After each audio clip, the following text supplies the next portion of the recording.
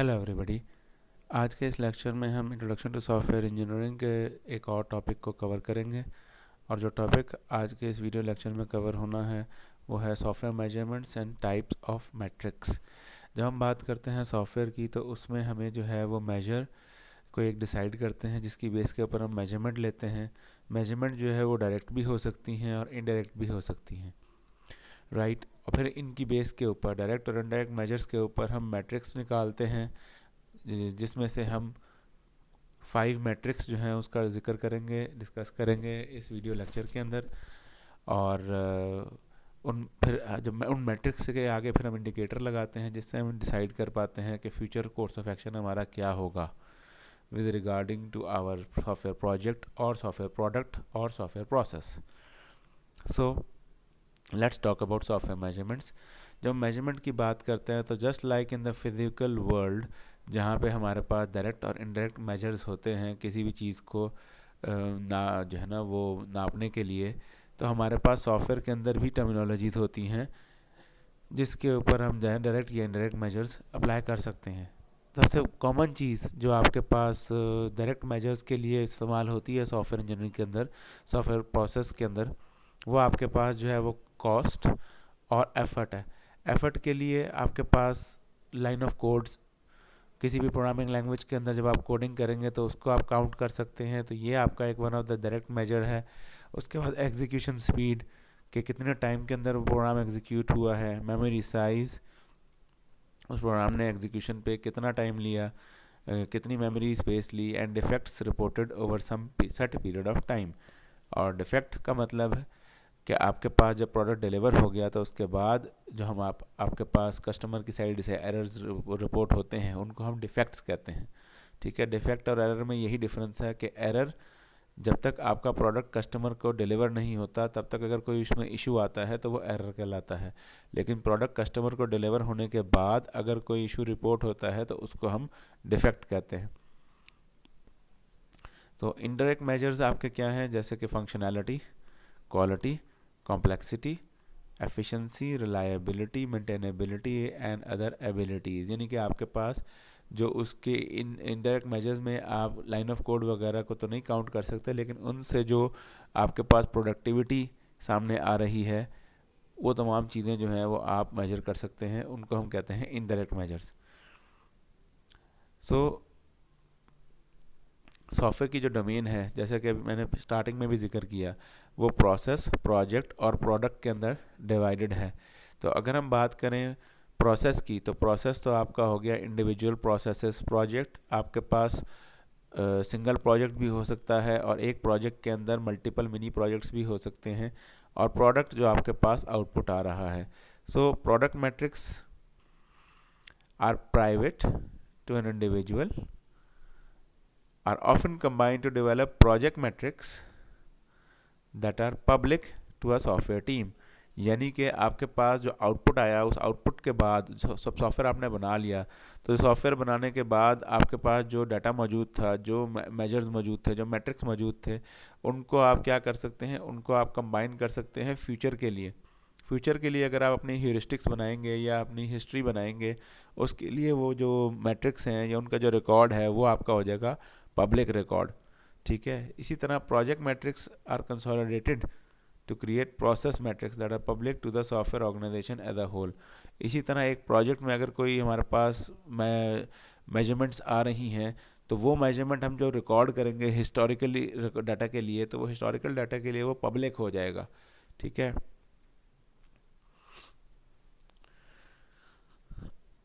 सो हम ये किस तरह कर सकते हैं कि मल्टीपल चीज़ों को जो है ना कंबाइन कर दें, यानी कि मल्टीपल मैट्रिक्स को कंबाइन कर दें, मल्टीपल पैरामीटर्स को कंबाइन कर दें।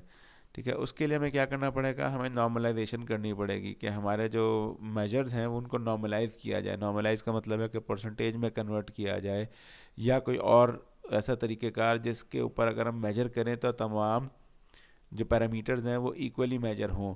फॉर एग्जांपल अगर हमारे पास एक 10 बंदों की टीम है और एक 3 बंदों की टीम है, तो अगर हमें उन्हें मेजर करना होगा तो हम 10 को 100% में कन्वर्ट करेंगे और 3 को भी 100% में कन्वर्ट करेंगे।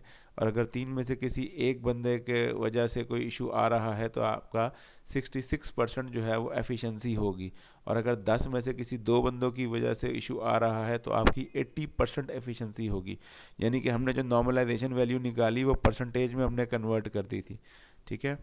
So it is possible to create software metrics that enable comparison और broader organizational averages। जब हम परसेंटेजेस में उसको कन्वर्ट कर देंगे तो हमारे पास उसका कंपैरिजन आसान हो जाएगा। और वो परसेंटेजेस में कन्वर्ट करने से क्या होगा कि हमारे जो मेजर्स हैं वो नॉर्मलाइज्ड हो जाएंगे।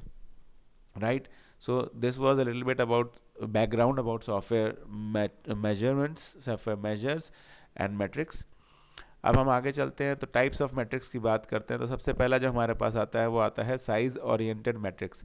टाइप्स ऑफ मैट्रिक्स में सबसे पहला मैट्रिक हमारे पास है साइज ओरिएंटेड मैट्रिक्स। तो साइज ओरिएंटेड मैट्रिक्स जो है वो हम नॉर्मलाइजिंग के बाद अचीव करते हैं। ठीक है। और उसमें सबसे पहली चीज़ क्या है, size of the software that has to be produced. उसके लिए हम क्या कर सकते हैं, हम एक टेबल बना सकते हैं। ये हमारा ह्यूरिस्टिक्स टेबल है। ठीक है। जिसमें हम रिकॉर्ड्स मेंटेन कर सकते हैं। जैसे कि प्रोजेक्ट नंबर अल्फ़ा की लाइन ऑफ कोड है 12,100। ठीक है। और उसके बाद उस पर एफर्ट लगी 24। इसका हमारे पास फॉर्मूला होता है जिससे हम लाइन ऑफ कोड से एफर्ट निकाल सकते हैं। और कितने पैसे लगे हमारे पास उसका भी हमारे पास फॉर्मूला है। पेपर्स पर डॉक्यूमेंट, ये भी हमारे पास फॉर्मूले से निकल के आ सकता है। एरर्स, डिफेक्ट्स और कितने बंदे ने काम किया, ये सारी चीज़ें हमारे पास जो है वो कहाँ से निकलेंगी, एलओसी के बेस के ऊपर। We can calculate all of these. ठीक है। इसी तरह हमारे पास प्रोजेक्ट बीटा, प्रोजेक्ट गामा, और इस तरह हम पूरा रिकॉर्ड मेंटेन करते हैं। लेकिन ये सारा का सारा जो है वो आपका एलओसी के ऊपर बेस कर रहा है, लाइन ऑफ कोड के ऊपर बेस कर रहा है। हमने क्योंकि लाइन ऑफ कोड अपना नॉर्मलाइजेशन वैल्यू रखी थी यहाँ पे कि लाइन ऑफ कोड की बेस के ऊपर हम सारी की सारी चीज़ें निकालेंगे, तो उसकी वजह से हमें क्या क्या मिला, हमें KLOC lines 1000 line of code, errors पर KLOC, डिफेक्ट्स पर KLOC। ठीक है। इफेक्ट्स पर 1000 लाइन ऑफ कोड, डिफेक्ट्स पर 1000 लाइन ऑफ कोड, डॉलर्स पर 1000 line of code and pages of documentation पर 1000 लाइन ऑफ कोड। तो ये सारी चीज़ें तो हमने उस टेबल के अंदर देख ली। लेकिन अगर हम चाहें तो और भी पैरामीटर्स के बेस के ऊपर टेबल बना सकते हैं, जैसे कि एरर्स पर पर्सन मंथ एंड KLOC पर पर्सन मंथ एंड डॉलर पर पेज ऑफ डॉक्यूमेंटेशन। ये वो तमाम पैरामीटर्स हैं एंड सम मोर जो हम अपनी रिक्वायरमेंट के हिसाब से अपने नॉर्मलाइजेशन वैल्यू के ऊपर निकाल सकते हैं। जैसे कि हमने एग्जांपल में देखा था जो कि हम परसेंटेज को भी नॉर्मलाइजेशन वैल्यू बना सकते हैं। यहाँ पर हमारा साइज ओरिएंटेड मैट्रिक्स में normalisation value line of code को कंसिडर किया गया है। ठीक है। लेकिन उसका सबसे बड़ा इशू ये है कि यूनिवर्सली एक्सेप्टेड नहीं है। यूनिवर्सली एक्सेप्टेड का मतलब देयर आर इश्यूज, कुछ लोग इससे एग्री करते हैं कि हमें साइज ओरिएंटेड मैट्रिक्स को नॉर्मलाइजेशन वैल्यू लेना चाहिए, और कुछ लोग इससे एग्री नहीं करते। सबसे बड़ी प्रॉब्लम यही आती है कि लाइन ऑफ कोड जो है वो आपका वेरी करता है फ्रॉम सॉफ्टवेयर टू सॉफ्टवेयर। ठीक है। C++ का लाइन ऑफ कोड कुछ और होगा, सेम प्रोग्राम का अगर आप जो है वो मैटलैब में बनाएंगे तो उसका लाइन ऑफ कोड कुछ और होगा, सेम प्रोग्राम अगर आप पाइथन में बनाएंगे तो उसका लाइन ऑफ कोड कुछ और होगा। तो सबसे बड़ा जो इशू है वो यही है। तो इसके अगर हम चेक करें प्रोपोनेंट्स और अपोनेंट्स, यानी कि जो लोग इसकी फेवर में हैं वो कहते हैं कि line of code is an artifact of all software development projects that can easily be counted। यानी कि आर्टिफैक्ट का मतलब यहाँ पर ये है कि लाइन ऑफ कोड के बगैर कोई सॉफ्टवेयर बन नहीं सकता। तो हर सॉफ्टवेयर के अंदर कोडिंग मौजूद होती है, तो इसलिए ये बेस्ट मेजर है नॉर्मलाइजेशन के लिए। Similarly there in existing software estimation models like LOC and KLOC as की इनपुट। ऑलरेडी हमारे पास बहुत सारे एग्जिस्टिंग सॉफ्टवेयर्स एस्टिमेटिंग सॉफ्टवेयर मौजूद हैं जो लाइन ऑफ कोड को या किलो लाइन ऑफ कोड को अपना पैरामीटर बनाकर हमें जो है वो कैलकुलेशंस करके दे देते हैं। और उसके अलावा क्योंकि लाइन ऑफ कोड आपका सबसे पुराना मेजर है, सबसे पुराना मैट्रिक है, तो उसकी बहुत ज़्यादा लिटरेचर मौजूद है, बहुत ज़्यादा डाटा मौजूद है प्रेडिक्शन के लिए, तो इसलिए इट इज़ वेरी यूज़फुल। और अपोनेंट्स का ये कहना है the line of code measures R programming language dependent. जैसा कि हमने इधर जिक्र भी किया था कि C++ की लाइन ऑफ कोड डिफरेंट होगी, पाइथन की लाइन ऑफ कोड डिफरेंट होगी एंड सो ऑन। दूसरा, जो अपोनेंट्स कहते हैं, आर्ग्यू वो ये करते हैं कि that when productivity is considered they penalise the well design but shorter programs. यानी कि अगर एक बंदा जो है वो अपना प्रोग्राम को एफिशिएंट बनाए, कम लाइन ऑफ कोड में लिखेगा, काम वही कर रहा है जो ज़्यादा लाइन ऑफ कोड वाले प्रोग्राम का है, तो फिर उसका तो कोई फ़ायदा नहीं हुआ, उसको तो आप पिनलाइज कर रहे हो कि भाई तुमने कम लाइन ऑफ कोड क्यों लिखा। एग्जाम्पल के तौर पे आप ये समझ लें कि लेट्स सपोज अगर एक छोटा सा प्रोग्राम सी प्लस प्लस में हमें बनाने के लिए बोला जाए कि write a program that prints 20 odd numbers, first 20 odd numbers. ठीक है, तो एक तो तरीका ये है कि हम लूप के ज़रिए उसको बना दें। लूप के ज़रिए जब हम बनाएंगे तो हमारे पास लाइन ऑफ कोड बहुत ही मिनिमल होगा। और एक तरीका ये है कि हम सी आउट करके बना दें, यानी कि बगैर लूप के हम 20 दफ़ा सी आउट लिख दें, यानी कि C out 1, C out 3, C out 5, C out 7, C out 9 and so on up to C out 39। तो ये जब हम लिखेंगे तो हमारा लाइन ऑफ कोड ज़्यादा हो जाएगा, काम तो वही हो रहा है हमारा। तो यहाँ पे जो है ना वो हमारे पास जो है जो वेल डिज़ाइन शॉर्टर कोड है which is of course based upon the loop, वो पीनलाइज होगा कि लाइन ऑफ कोड उसमें कम जो है ना वो इस्तेमाल हो रहा है। और लाइन ऑफ कोड के ऊपर अगर आप बात करते हैं तो हमारी जो ऑब्जेक्ट ओरिएंटेड लैंग्वेजेस हैं, जो ऑब्जेक्ट ओरिएंटेड लैंग्वेजेस हैं, नंबर 1, नंबर 2 जो हमारे पास कुछ फीचर्स होते हैं जैसे कि रिकर्जन का फीचर है, या और ऑब्जेक्ट ओरिएंटेड में जिस तरह ऑब्जेक्ट्स बनते हैं, एब्स्ट्रैक्ट क्लासेस बनती हैं, जो जिनके लाइन ऑफ कोड तो कम होता है लेकिन वो मेमोरी की यूटिलाइजेशन ज़्यादा कर रही होती हैं, तो उसकी भी एफिशिएंटली जो है ना वो रेप्लिकेशन नहीं हो पाती।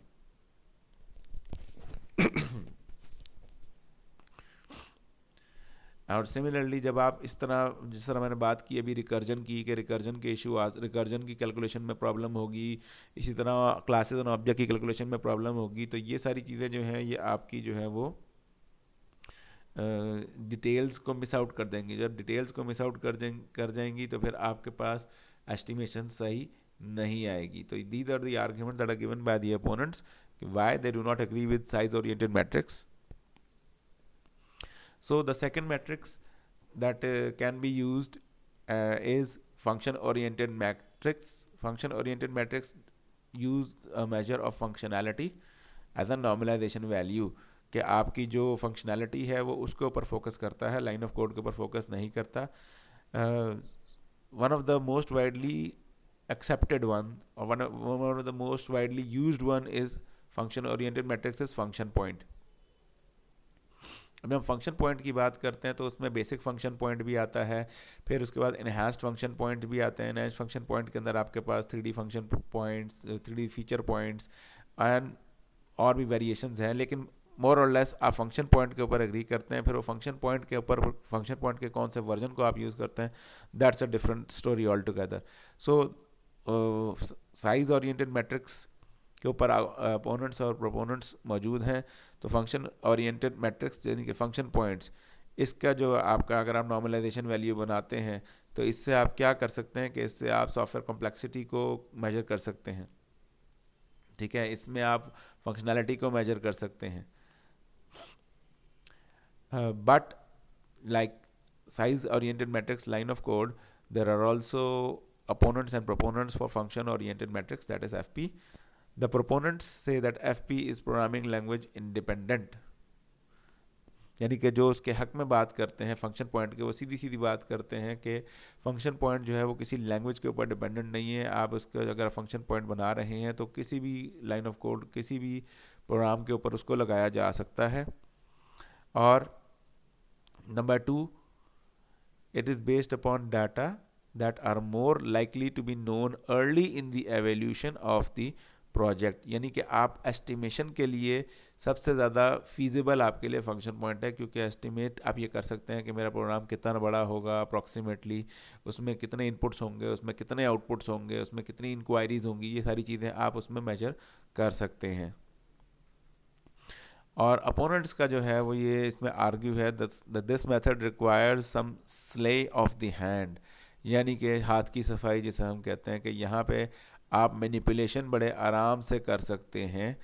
ठीक है, why? Because computation is based on subjective rather than objective data that counts toward the information domain and can be difficult to collect।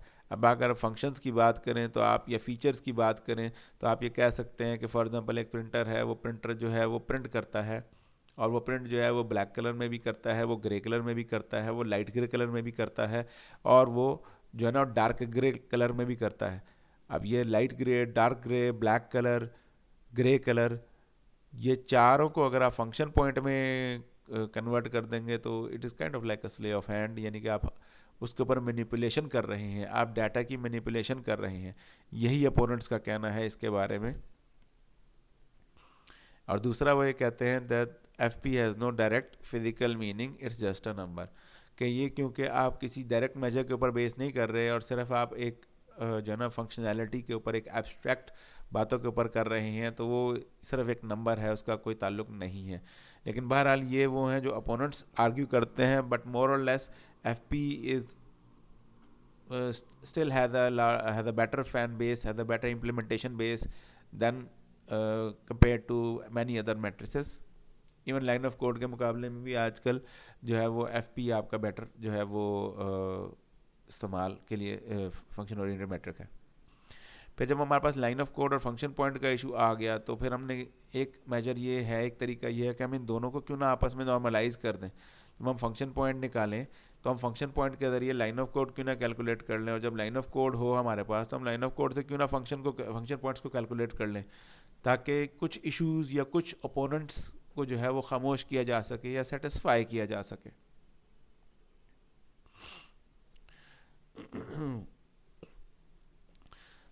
हमारे पास कुछ स्टडीज़ हैं जो क्या करती हैं कि वो आपकी लाइन ऑफ कोड को और फंक्शन पॉइंट को जो है ना वो बेस्ड अपॉन द हिस्ट्री उनकी एक रिलेशनशिप बना दी गई हुई है।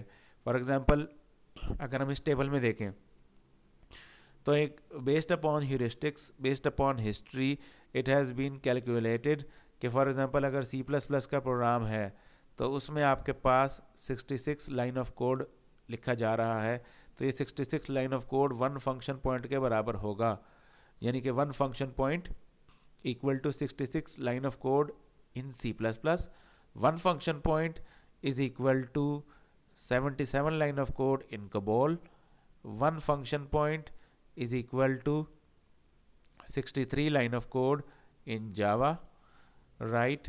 And similarly one function point is equal to 47 line of code in Visual Basic. So ये हमारे पास सारा एक मेजर है। अब इसमें एक average, median, low and high, that's a different story. कि अगर हम बात करें कि on average one function point is equal to 66 line of code in C++, ठीक है, और maximum it can be 178 line of code in C++, minimum it can be 29 line of code in C++ and so on.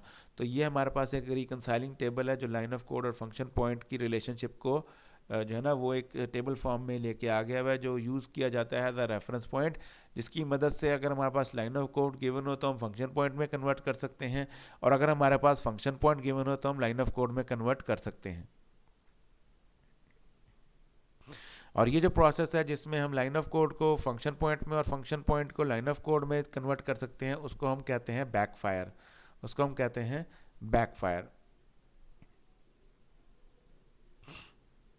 और उससे हमारे पास output क्या आता है, line of code और फंक्शन पॉइंट को कंबाइन करने से हम प्रोडक्टिविटी मेजर कर सकते हैं कि कितना जो है हमारे पास एफर्ट बनाई जा सकती है, ठीक है। सिमिलरली अगर आप फंक्शन पॉइंट और लाइन ऑफ कोड का कलेक्टिवली बात करें, बेस्ड अपॉन द हिस्ट्री बात करें, तो वो हमारे पास एक रिलेटिवली एक्यूरेट एस्टिमेट देती है, प्रेडिक्शन देती है, जिसके ऊपर काफ़ी सारे लोग एग्री भी कर जाते हैं जिसके एफर्ट और कॉस्ट एस्टिमेशन का। So moving on, next we have object oriented metrics. So line of code and function point conventionally तो बिल्कुल ठीक है, लेकिन अब हमारे पास जो लेटेस्ट चीज़ है वो ऑब्जेक्ट ओरिएंटेड प्रोग्रामिंग है। ऑब्जेक्ट ओरिएंटेड प्रोग्रामिंग के लिए हमारे पास कुछ स्पेशल पैरामीटर्स और कुछ स्पेशल नीड्स भी रिक्वायर्ड होती हैं। तो यानी कि उसके अंदर आपको मेमोरी के फैक्टर को भी लेके आना है या और सारे इश्यूज़ को कैटर फॉर करना है, यानी कि इनफ ग्रैनुलैरिटी मौजूद नहीं है आपके पास लाइन ऑफ कोड और फंक्शन पॉइंट के अंदर। तो वहाँ पे फिर आप क्या करते हैं, वहाँ पे आप ऑब्जेक्ट ओरिएंटेड मैट्रिक्स के ऊपर शिफ्ट करते हैं। और उसमें लॉरेंस एंड किड्स ने जो है वो आपका सजेस्ट ये किया है कि आप नंबर ऑफ स्क्रिप्ट सिनारियोज के ऊपर नंबर 1 आप जो है नंबर ऑफ स्क्रिप्ट सिनारियोज को कैटर फॉर करें। जब आप object oriented projects based metric बना रहे हैं तो नंबर ऑफ स्क्रिप्ट्स यानी कि scenario script analogous to use cases. जिस तरह यूज़ केस में आप सिनारियो बनाते हैं, आप एक सिनारियो बनाएं, उसकी जो है ना आप उसके ऊपर काम करें। ई script is organised into triplets form that is initiator, action and participant. एक आपके पास टेम्पलेट मौजूद है, उस टेम्पलेट के अंदर आप इसको प्लेस करें। Where initiator is the object that requires some services, action is the result of the request and participant is the server object that satisfies the request. तो ये आपके पास इस टेम्पलेट की फिटिंग के लिए हमारे पास what is initiator, what is action and what is participant.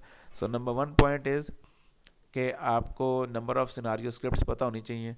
Number 2 point, number of की क्लासेस। आपके पास की क्लासेस यानी कि जिसके ऊपर आपका मेजर प्रोग्राम डिपेंड करता है, you need to identify those.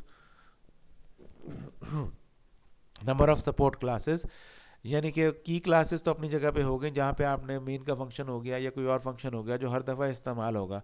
उसके बाद फिर आपने ये फाइंड आउट करना है कि आपके पास सपोर्ट क्लासेस कौन कौन सी हैं। Example the GUI classes, the database classes and so on, कि किस वक्त आपको जो है वो डेटाबेस के साथ कनेक्टिविटी चाहिए, किस वक्त आपको हार्ड ड्राइव के साथ कनेक्टिविटी चाहिए and so on. Average number of support classes per key class, we need to calculate the average number of support classes per key class and the number of subsystems।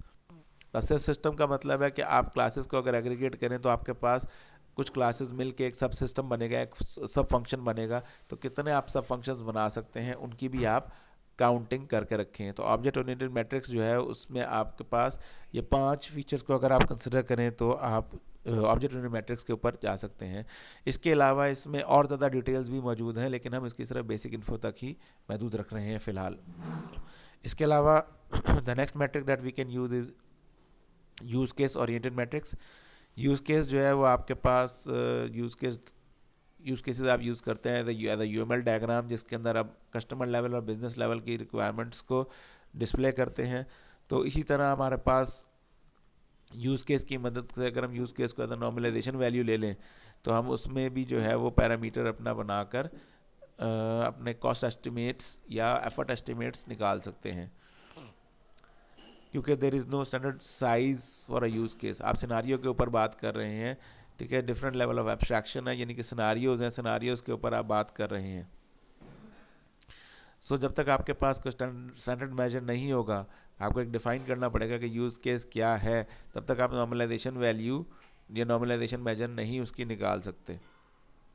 उसके लिए जो research है, researchers ने suggest किया है कि हम use case points use करें, UCPs, use case points as a mechanism for estimating project effort and other characteristics. UCP can be a function of number of actors and transactions implied by the use case models and is analogous to function point in some ways। यानी कि हम जब use case diagram बनाते हैं तो उसमें हमारे पास actors होते हैं और नंबर ऑफ ट्रांजैक्शंस होती हैं। तो हम एक्टर्स और नंबर ऑफ ट्रांजैक्शंस को अपनी नॉर्मलाइजेशन वैल्यूज़ कंसिडर करके UCPs क्रिएट कर सकते हैं, यानी कि यूज़ केस पॉइंट्स क्रिएट कर सकते हैं। और वो फिर हमारे just like function points, that is उसमें कोई इनडायरेक्ट मेजर है जिसके ज़रिए हम काउंटिंग कर सकते हैं, एस्टिमेशंस कर सकते हैं। And we have web app project metrics. The objective of all web app projects to deliver a combination of content and functionality to the end user। अब जब वेब एप्लीकेशंस की बात करें तो वेब एप्लीकेशन में आपके पास जो है वो ऑब्जेक्ट ओरिएंटेड से भी थोड़ी डिफरेंट चीज़ें कंसिडर की जा सकती हैं। तो जब हम मैट्रिक्स और मेजर्स की बात करें तो ट्रेडिशनल सॉफ्टवेयर इंजीनियरिंग के जो मेजर्स हैं वो वेब एप्लीकेशंस की डायरेक्टली मेजर कर सही तरीके से नहीं कर पाती। तो उसके लिए हम क्या कर सकते हैं कि हम कोई एक और मेजर बनाएं, कोई और मेजर डेवलप करें जो स्पेसिफिकली वेब एप्लीकेशन को टारगेट करे। तो उसके लिए हम क्या कह सकते हैं, मेजर्स कलेक्ट सबसे पहले जो हमें करने चाहिए वो कौन कौन से करने चाहिए कि number of static web pages, number of dynamic web pages, number of internal page links, यानी कि उसी वेबसाइट के ऊपर कौन कौन सी कनेक्टिविटी है, number of persistent data objects जो कि डाटा हर वक्त लोडेड रहता है, number of external system interface, number of static content objects, number of dynamic content objects and number of executable functions. इन तमाम पैरामीटर्स को जब आप कलेक्ट कर लेंगे तो इसके बाद आप जो है वो अपने पैरामीटर पे आगे एस्टिमेशंस कर सकते हैं। तो उसकी एस्टिमेशन के लिए हमारे पास एक फॉर्मूला भी मौजूद है, ठीक है। we can, for example, you can define a metric that reflects the degree of end user customization that is required for the web app and correlate it to the effort expended on the project and the errors uncovered as reviews and testing are conducted. So ये जो हमने collect किए, यहाँ पे सारे parameters हमने collect किए, सारे मेजर्स हमने कलेक्ट किए, इन मेजर्स की कॉम्बिनेशन से हम क्या कर सकते हैं कि one of the metric that we can create is that reflects the degree of end user customization। और उसके लिए हमें क्या चाहिए, हम कैलकुलेट करते हैं n of SP, number of static web pages, n of DP, number of dynamic web pages, और फॉर्मूला उसका हम बना सकते हैं customisation index, that is C is equal to number of dynamic pages divided by number of dynamic pages बस plus number of static pages. और C की value जो है यानी customisation index ranges from 0 to 1 where C grows as C grows larger, the level of web application customization becomes significant technical issue। यानी कि अगर आपकी C की वैल्यू 0 के करीब करीब है तो आपकी जो कस्टमाइजेशन है वो इजी टू अचीव है, टेक्निकल इश्यूज कम से कम होंगे, उसमें कॉम्प्लेक्सिटी कम से कम होगी। और अगर C की वैल्यू 1 के करीब करीब जा रही है तो उसमें पर टेक्निकलिटीज ज़्यादा से ज़्यादा बढ़ती जाएंगी। सो इसी तरह हम क्या कर सकते हैं कि हम और मैट्रिक्स भी बना सकते हैं, वो जो डाटा कलेक्ट किया हमने उसकी बेस के ऊपर हम डिफरेंट मैट्रिक्स बना सकते हैं, वेब एप्लीकेशन मैट्रिक्स, ठीक है, जिससे हम कोरिलेट कर सकते हैं मल्टीपल प्रोजेक्ट मेजर्स को, like effort expanded, errors, defects uncovered and models और डॉक्यूमेंटेशन पर पेजेस प्रोड्यूस। सो हमारे पास जो पैरामीटर्स हैं, दीज 8 पैरामीटर्स, अगर हम इन 8 पैरामीटर्स को मेजर कर लें तो इसकी बेस के ऊपर जो है वो हम कोई और मल्टीपल मैट्रिक्स अपनी यूज़र की कन्वीनियंस के हिसाब से हम बना सकते हैं टू मेजर इफेक्टिवली, ठीक है। So this is it for this lecture. Thank you very much.